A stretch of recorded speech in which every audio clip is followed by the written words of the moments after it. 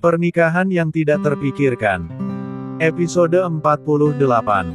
Masuk rumah sakit. Mereka berdua menuruni anak tangga melewati ruang keluarga dan ruang tamu menuju pintu keluar mansion. Om ucapkan terima kasih karena kamu udah mau mampir kemari Bastian. Sutomo menyalami Bastian. Aduh, Om ini sudah seperti ama siapa aja. Bastian udah menganggap keluarga ini sebagai keluarga kedua Bastian. Kapanpun Om membutuhkan Bastian akan datang. Kalau begitu Bastian pamit Om. Bastian pamit pada Sutomo lalu membuka pintu mobilnya. Hati-hati ya Bastian. Iya Om. Assalamualaikum. Bastian pamit meninggalkan mansion Arsenal menuju apartemen Vanrius. Waalaikumsalam, Sutomo membalas ucapan salam Bastian lalu melangkahkan kakinya masuk kembali ke kediaman Arsenal. 30 menit perjalanan menuju apartemen Vanrius yang terletak di tengah pusat kota J. Mobil Bastian segera diparkirkan bawah apartemen yang menjulang. Bastian turun dari mobilnya lalu menuju lift menekan tombol untuk ke lantai apartemen Vanrius. Lift berhenti di lantai apartemen Vanrius. Dia lalu melangkah menuju apartemen yang terlihat dua anak buah Vanrius berjaga di depannya. Wajah mereka tampak lebam dengan beberapa luka sayatan di tangan yang tidak terlalu parah. Anak buah kepercayaan Vanrius yang sudah lama mengikutinya, Reno dan Zico. Ada apa ini? Ren, tanya Bastian pada Reno menjaga di depan pintu kamar Vanrius.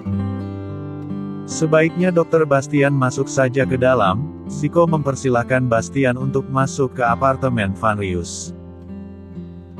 Bastian melangkahkan kakinya menuju kamar Vanrius. Selama ini Bastian tahu apartemen Vanrius tidak pernah dijaga begitu ketat.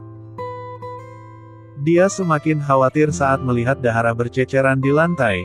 Matanya menatap ke sekeliling ruangan mencari keberadaan Vanrius.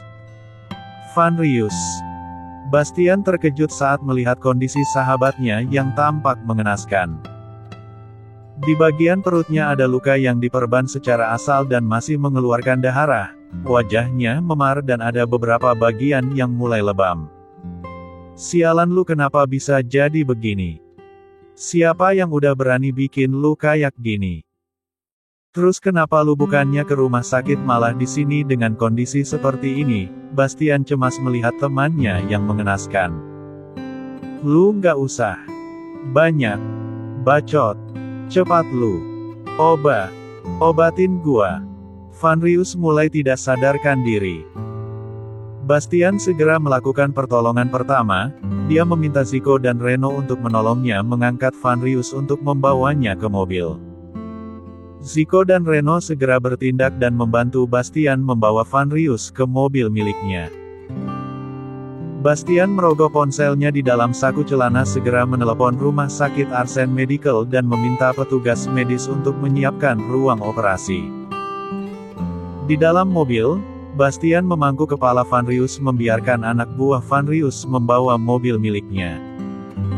Dia segera menginterogasi anak buah Vanrius. Sebenarnya apa yang terjadi, Zico? Bastian mulai panik dan menekan luka Vanrius agar tidak mengeluarkan darah. Kedua anak buah Vanrius saling berpandangan bingung bagaimana menjelaskan apa yang terjadi pada Bastian. Anak buah Vanrius bernama Zico duduk di samping kemudi mobil mulai menceritakan dan menjelaskan apa yang terjadi. Sebenarnya, tadi bos Vanrius datang ke markas buat menginterogasi lagi orang yang kami sekap yoga. Saat itu orang-orang kami banyak yang melakukan tugas di luar kota buat nyari info pada siapa yoga bekerja dan sebagian lagi mengurusi restoran bos. Mendadak saja markas kami diserang orang-orang terlatih dengan memakai topeng hitam. Saat itu bos Vanrius sedang di ruangan yoga dan berusaha melawan orang-orang yang ternyata datang untuk mengambil nyawa yoga, jelas Zico pada Bastian. Terus bagaimana yoga? Bastian penasaran. Yoga tewas ditembak salah satu dari mereka. Saat itu bos Vanrius mengeluarkan belati menyerang si penembak yang ternyata membalikkan keadaan dan membuat bos terluka seperti sekarang. Mereka hanya membawa satu alat dan yang lainnya membawa alat tajam. Sepertinya mereka sengaja melakukan ini agar seolah-olah apa yang terjadi hanya pertengkaran biasa antar geng. Zico merasa aneh dengan penyerangan itu. Maksud lu? Ini seperti sudah direncanakan, Reno ikut berkomentar. Betul, mereka hanya membawa senjata dan itu hanya berisi satu peluru dan menembak tepat di kepala yang berakibat sangat fatal. Mereka hanya bawa parang, tongkat dan balok kayu nyerang markas kita seperti penyerangan dari geng lain yang suka nyari gara-gara ama kita, Zico mengutarakan pendapatnya. Terus kenapa bisa Vanrius terluka parah seperti ini? Bastian menatap Vanrius yang tidak sadarkan diri. Salah satu penjahat yang menyerang kami berhasil merebut belati milik bos dan menyabet belati padanya. Perkelahian terjadi di antara mereka hingga bos terluka parah seperti ini. Setelah itu mendadak semua orang-orang berbaju hitam itu tumbang dan tewas di tempat. Zico merasa heran tentang kejadian di markas mereka. Lalu kenapa kalian tidak membawa Vanrius ke rumah sakit malah membawanya ke apartemen? Bastian tidak habis pikir dengan pemikiran anak buah Vanrius. Bos meminta kami membawa ke apartemen, katanya ada barang penting yang harus diperiksa oleh bos. Saat kami akan ikut masuk ke apartemen, bos melarang kami masuk dan menyuruh menunggu di luar, jelas Reno pada Bastian. Barang penting apa? Bastian penasaran, namun semuanya harus dia tahan saat mobil yang dikendarai Reno memasuki pelataran IGD Arsen Medical. Kedua anak buah Vanrius segera membantu Bastian mengangkat tubuh Vanrius. Para petugas medis cepat tanggap membantu Bastian membawa Bankar, membaringkan Vanrius dan mendorong Bankar menuju ruang operasi. Kalian tunggu di sini, sebentar lagi akan ada petugas medis yang akan mengobati luka-luka kalian. Bastian segera masuk ke ruang operasi dan segera melakukan operasi pada Vanrius. Lampu di luar operasi hidup pertanda operasi sedang dilakukan. Yuda yang mendengar bosnya terkena musibah dari anak buah Vanrius yang lain segera datang ke Arsen Medical. Di lobi rumah sakit Arsen Medical, Yuda segera menuju ke bagian informasi untuk mencari keberadaan Vanrius. Saat tahu jika Vanrius masih di ruang operasi, dia segera menuju ruang operasi dan bertemu dengan para seniornya. Bang Zico, Bang Reno, gimana bos? Yuda menghampiri mereka berdua yang duduk di ruang tunggu operasi. Masih di dalam, ujar Reno menatap ke arah pintu ruang operasi. Gimana kejadiannya bang? Yuda sangat khawatir dengan kondisi bosnya yang seperti kakak baginya. Reno menceritakan kejadian yang terjadi saat markas mereka menyerang. Bastian menyelesaikan operasinya dan keluar menemui anak buah Vanrius yang masih menanti di luar ruang operasi. Mereka segera bangkit dari kursi menghampiri Bastian yang baru keluar dari ruang operasinya. Gimana keadaan Bang Vanrius, Bang? Tanya Yuda pada Bastian. Alhamdulillah operasinya berhasil, sebentar lagi Vanrius akan dipindahkan ke ruang perawatan. Bastian memberitahu pada anak buah Vanrius untuk tidak perlu khawatir. Petugas medis mendorong Bankar milik Vanrius menuju ruang VVIP yang sudah disediakan. Zico, sebaiknya lu berdua jaga Vanrius sebentar. Ada sesuatu yang mesti gua dan Yuda bahas. Bastian ingin berbicara empat mata dengan Yuda. Oke dok, kami akan ke ruangan bos Vanrius sekarang. Zico dan Reno pamit menuju ruang perawatan Vanrius. Yud, kita ke ruangan gua sekarang, ajak Bastian memasukkan tangannya ke kantong baju operasi yang belum ditukarnya. Dia menggenggam erat sesuatu di tangannya. Dalam perjalanan menuju ruangannya, Bastian meraih ponselnya segera menghubungi Herdi untuk datang ke Arsen Medical. Dalam perjalanan menuju ruangannya, Bastian meraih ponselnya segera menghubungi Herdi untuk datang ke Arsen Medical. Tut. Tut. Assalamualaikum, ada apa Bastian? Herdi mengangkat telepon Bastian dan langsung ke inti pembicaraannya. Waalaikumsalam Herdi, Gua tunggu lu di Arsen Medical sekarang. Urgen, kalau bisa lu secepatnya ke sini. Bastian segera mematikan teleponnya menyuruh masuk Yuda. Herdi berencana untuk beristirahat melepas lelah setelah bekerja seharian, menatap layar ponsel dengan kening berkerut setelah Bastian mengakhiri telepon secara sepihak begitu saja. Tumben si dokter telepon gua malam-malam gini, kedengarannya ada hal yang serius, gumam Herdi yang bangkit dari ranjangnya. Dia memakai baju kaos menutupi badan kekar dengan perut six-pack idaman para kaum hawa. Dia meraih kunci mobil yang terletak di meja ruang tengah apartemen miliknya. Herdi melangkahkan kakinya menuju lift menuju basement mengendarai mobilnya menuju Arsen Medical. Bastian membuka pintu ruangannya, mempersilahkan Yuda. Masuk Yud, ujar Bastian. Makasih Bang, Yuda masuk lalu duduk di sofa ruangan Bastian. Lu mau minum kagak? Gua akan ambil minuman di mesin penjual minuman. Bastian kembali akan melangkah keluar ruangannya menuju mesin otomatis yang tidak jauh dari ruangannya. Terserah saja Bang, kata Yuda. Bastian segera melangkahkan kakinya ke mesin minuman otomatis, memilih soft drink untuk Yuda dan teh hijau kalengan untuknya. Dia kembali ke ruangannya menyerahkan minuman dingin pada Yuda. Bang, sebenarnya ada apa abang manggil gua kemari? Yuda penasaran. Bastian meminta menemuinya di ruangan menjauhi Siko dan Reno. Tunggu sebentar Yud, kita tunggu Herdi di sini. Bastian melihat ke arah jam di dinding ruangannya. Tidak berapa lama, Herdi datang dan mengetuk pintu ruangan Bastian. Tok, tok. Tok. Masuk, terdengar suara Bastian yang menyuruhnya masuk. Herdi membuka pintu, masuk ke ruangan Bastian dan menutup pintu kembali. Gua harap ini sesuatu yang penting. Kalau tidak gua pergi dari sini. Herdi melangkahkan kakinya menuju sofa single yang tersedia. Kalau nggak penting, gua nggak bakalan minta lu datang malam-malam begini, ujar Bastian. Oke Bang, Bang Herdi udah di sini. Sebenarnya ada apa Bang? Yuda mulai tidak sabaran. Kening Herdi berkerut melihat dua orang di sampingnya tampak serius. Herdi, Vanrius sekarang dirawat di sini. Apa yang sebenarnya terjadi? Gimana keadaannya sekarang? Herdi terkejut mendengar perkataan Bastian.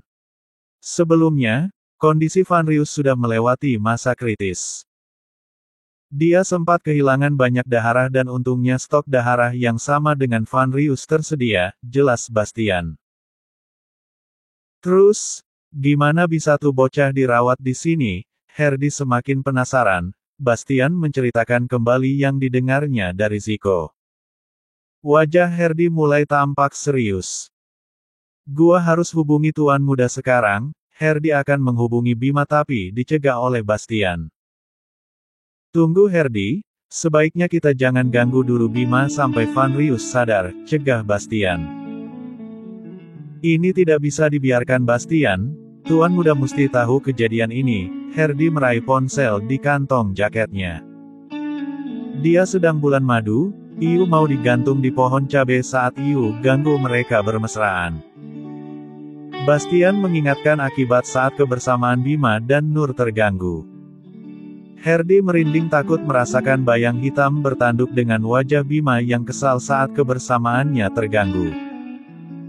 Masih ingat dia kemarahan Bima malam kemarin saat dia memberitahu kelanjutan proyek mereka. Masih terasa bagi Herdi, betapa dingin dan ketusnya Bima saat berbicara padanya.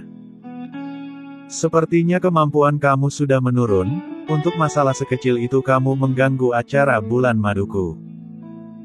Semua aku serahkan padamu karena aku percaya kamu bisa mengatasinya dengan mudah.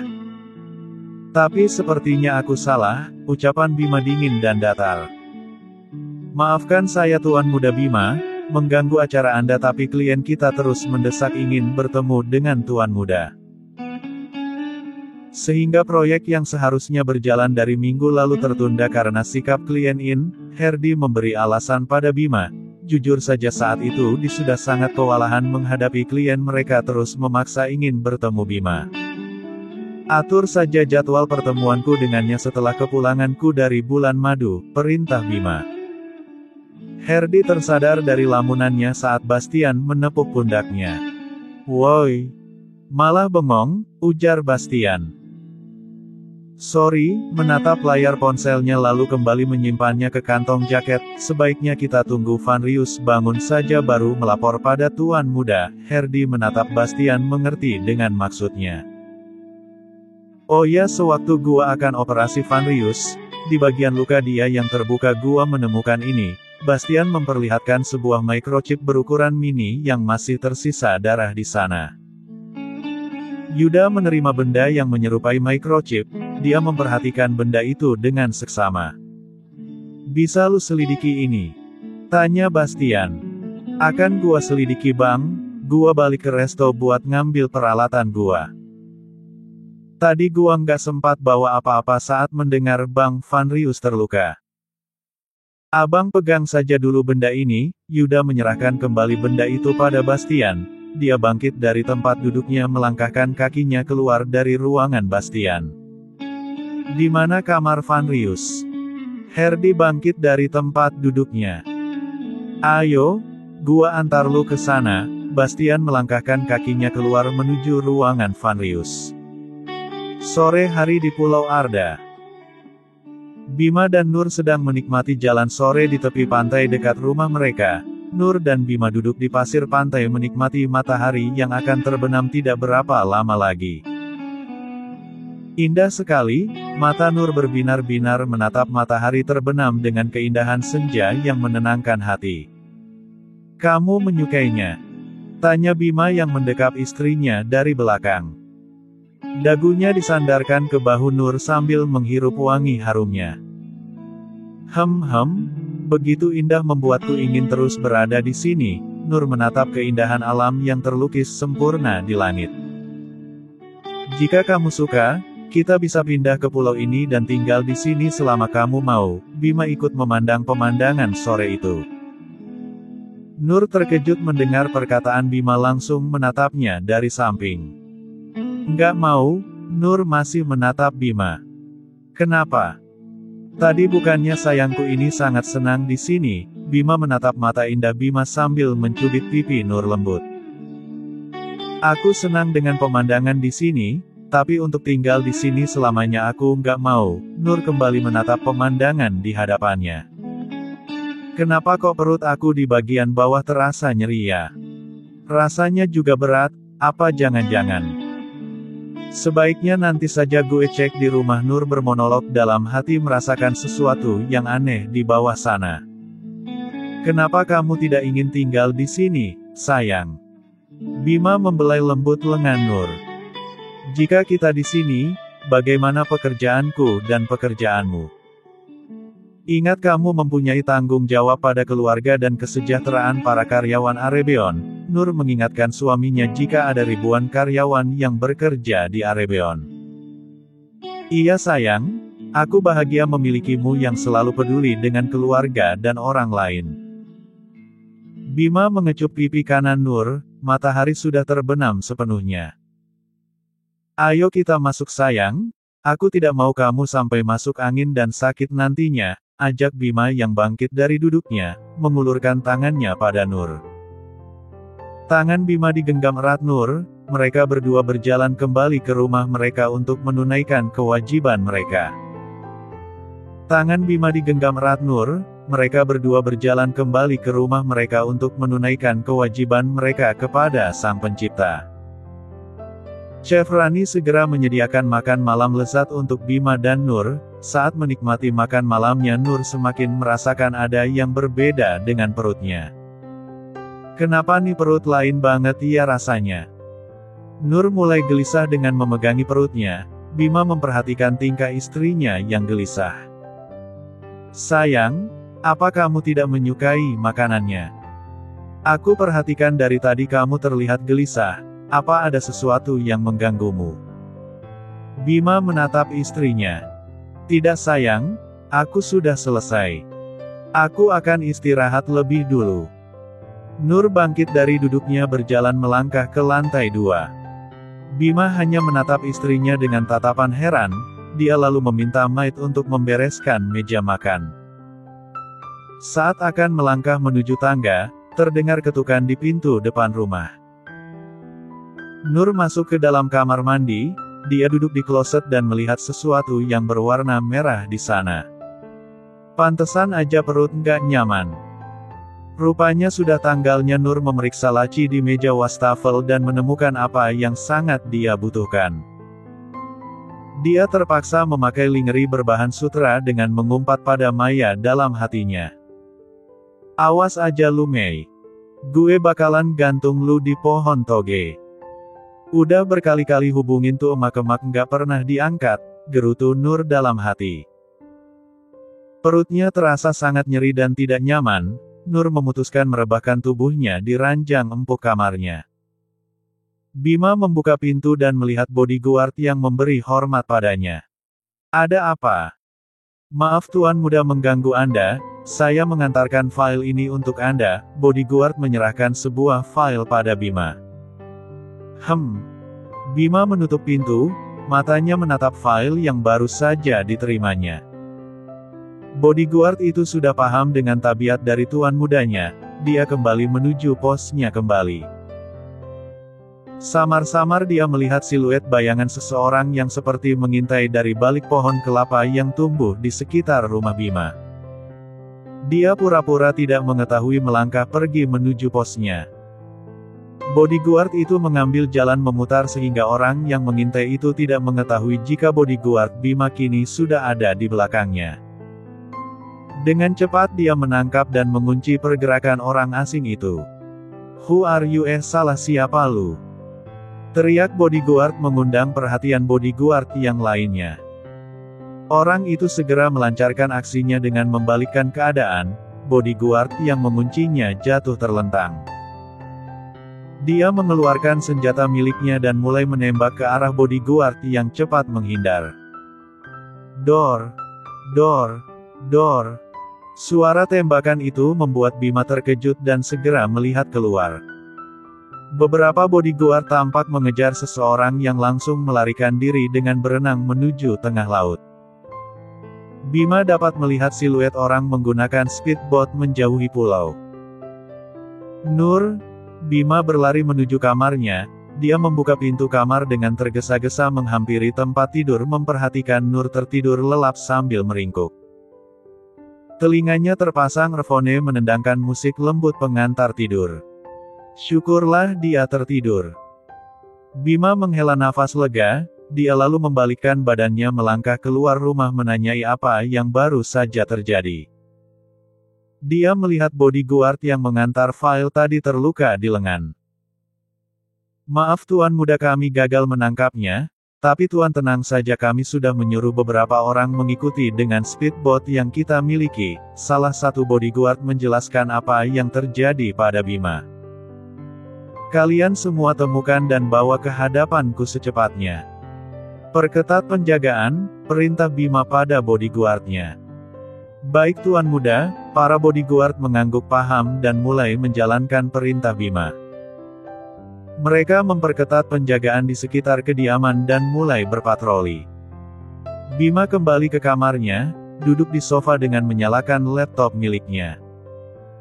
Dia mulai memeriksa CCTV di sekitar kediamannya. Sesekali dia memperhatikan Nur yang tertidur lelap di ranjang, kembali dia menatap CCTV yang terhubung langsung dengan laptop miliknya. Rekaman CCTV satu persatu dilihatnya, dengan teliti dia memperhatikan sejak kapan pengintai itu mengintai pulau miliknya.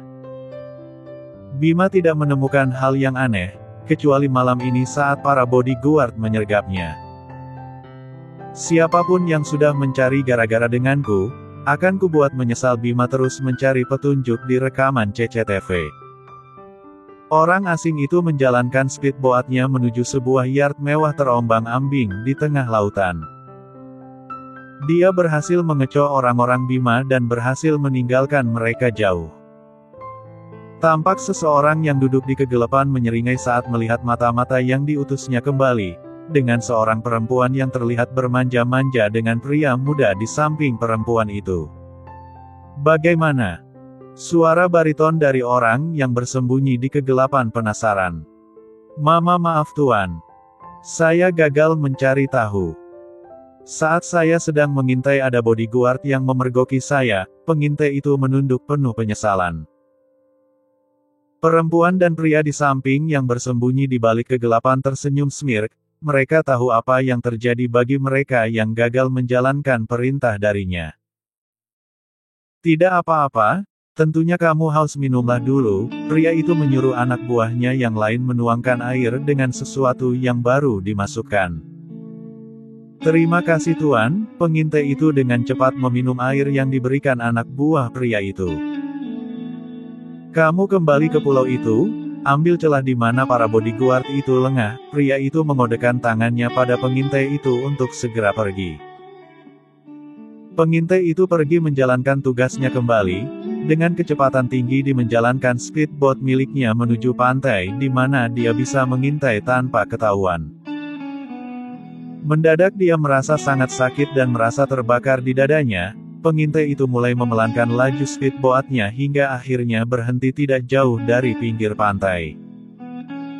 Dia lalu muntah darah yang sangat banyak hingga akhirnya pengintai itu merenggang nyawa di atas speedboat. Malam sudah sangat larut.